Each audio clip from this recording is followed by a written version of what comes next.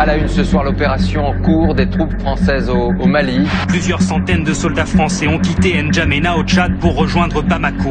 Objectif des Français, déloger les combattants islamistes. Les islamistes d'Ansar el-Din, proches d'Al-Qaïda, qui font régner la terreur au Nord Mali. Explosion dans le Nord Mali qui a tué un nouveau soldat français. C'est le 5e soldat français mort au Mali, 3 d'entre eux dans ce massif des Iforas.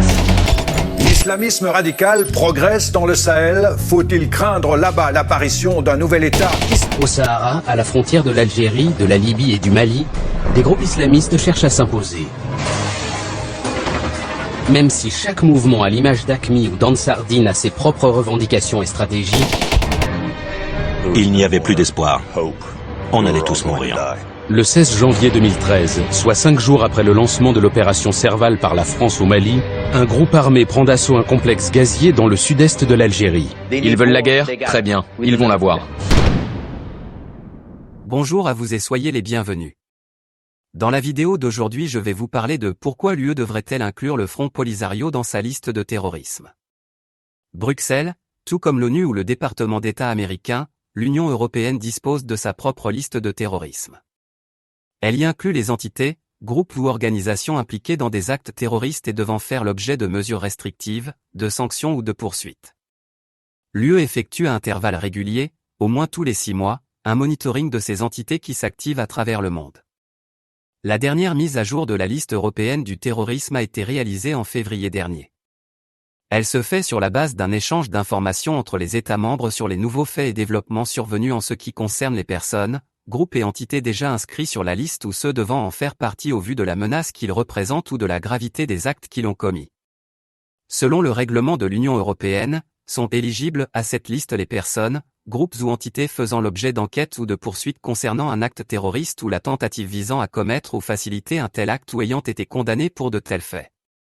Les menaces sécuritaires de plus en plus pesantes dans la région sahélo-saharienne focalisent aujourd'hui l'attention.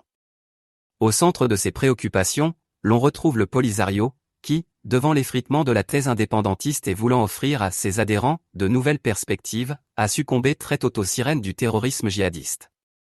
Outre le banditisme, le crime organisé et les trafics en tout genre, la propension au djihadisme chez les éléments du Polisario a été révélée par de nombreux rapports de services de renseignements occidentaux, des ONG, des organisations internationales et des centres de recherche indépendants. Ces mouvements et ces activités belliqueuses dans la zone sahélo-saharienne sont illustrés et documentés grâce à la technologie qu'offre aujourd'hui la surveillance par satellite. Certains de ces dirigeants font l'objet de poursuites en Europe et ailleurs pour des faits criminels avérés. Depuis les attentats du 11 septembre 2001, beaucoup de groupes terroristes qui s'activaient à travers le monde ont retrouvé une nouvelle jeunesse. En Afrique du Nord par exemple, le GSPC algérien devenu plus tard Aqmi, après avoir prêté allégeance à Al-Qaïda, compte parmi ses membres plusieurs éléments du Polisario, rompus aux techniques de combat dans le désert, de guérilla et de banditisme. Le phénomène d'enrôlement des jeunes des camps de Tindouf dans le terrorisme djihadiste a pris de l'ampleur au fur et à mesure que l'étau se resserre autour de la thèse indépendantiste, à la faveur des victoires diplomatiques du royaume et de l'unanimité internationale autour de son projet d'autonomie dans les provinces du Sud. L'une des premières illustrations des liens entre Aqmi et les séparatistes remonte, selon le Centre européen de renseignement stratégique et de sécurité, à décembre 2003 lorsque les services de sécurité mauritaniens ont arrêté un certain Baba Ould Mohamed Bakili, cadre du Polisario, et plusieurs de ses lieutenants pour leur implication dans le vol d'explosifs dans les locaux de la Société nationale mauritanienne de l'industrie minière, SNIM. L'arsenal devait servir à commettre des attentats contre des intérêts occidentaux, notamment en Mauritanie. Des indices plus probants ont émergé à l'occasion de l'attaque menée en juin 2005 par le GSPC contre une caserne des forces de sécurité mauritaniennes à Languiti, conduite par l'Algérien Mokhtar Belmokhtar avec l'appui de membres du Polisario. Selon des spécialistes du terrorisme, les jeunes Polisariens recrutés pour le djihad sont entraînés dans des camps militaires principalement en Algérie et au Mali, alors que d'autres suivent leur formation auprès du groupe radical somalien Al-Shabaab. Omar Ould Sid Ahmed Ould Dama, dit Omar Sarawi, est un autre cadre d'Aqmi issu du Polisario qui avait commandité des opérations d'enlèvement en Mauritanie d'humanitaires espagnols et français et qui avait été arrêté en 2010 et condamné par les autorités mauritaniennes. Une vingtaine de ses complices, des militaires du Polisario, avaient été arrêtés pour les mêmes motifs. L'autre cas non moins intéressant est celui de Mohamed Fadel Ould Mohamed Salem. Né dans les camps de Tindouf, Cet homme a été envoyé en Russie pour y poursuivre ses études, mais a été récupéré par des islamistes radicaux qui l'ont persuadé de se rendre en Tchétchénie pour y pratiquer le djihad contre les Russes. Arrêté au Kazakhstan, il y a été condamné à 4 ans de prison suite auxquels il a été expulsé vers l'Algérie.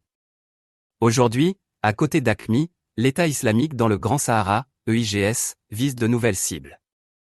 Dirigé par Adnan Abou Ali al-Sahraoui, membre du Polisario et ancien émir d'Al-Qaïda et du Mujao, l'EIGS mène ses opérations tout au long de la bande sahélo-saharienne. Bête noire des Américains et des Français, Abou Ali al-Sahraoui est le terroriste le plus recherché d'Afrique de l'Ouest. De son vrai nom Labib Ould Abdi Ould Saïd Ould el-Bachir, l'émir du désert a grandi à Laayoune avant de rejoindre le Polisario en 1992 où son processus de radicalisation a commencé auprès de la mouvance islamiste des camps de Tindouf. Chef d'une Katiba, unité, du Mujao au Mali en 2010, il rejoint quelques années plus tard les rangs d'Al-Qaïda au Maghreb, AQMI, puis l'État islamique. Si l'essentiel de l'activisme d'AQMI et de EI est concentré aujourd'hui principalement en Afrique, les dernières révélations de certains médias sur l'existence d'un noyau djihadiste en Allemagne et l'arrestation, lundi dernier par la police espagnole, d'un activiste du Polisario pour terrorisme, devraient être perçues comme une alerte sérieuse. L'Union européenne, qui continue à ouvrir ses juridictions au Polisario pour saboter ses propres accords commerciaux avec le Maroc, ne devrait-elle pas placer cette organisation dans sa liste de terrorisme ? Ne devrait-elle pas ouvrir une enquête sérieuse sur le détournement de ses aides humanitaires par le Polisario et sur les crimes contre l'humanité perpétrés par ses dirigeants ? Ne devrait-elle pas prendre la réelle mesure de la menace sécuritaire qui la guette depuis Tindouf ?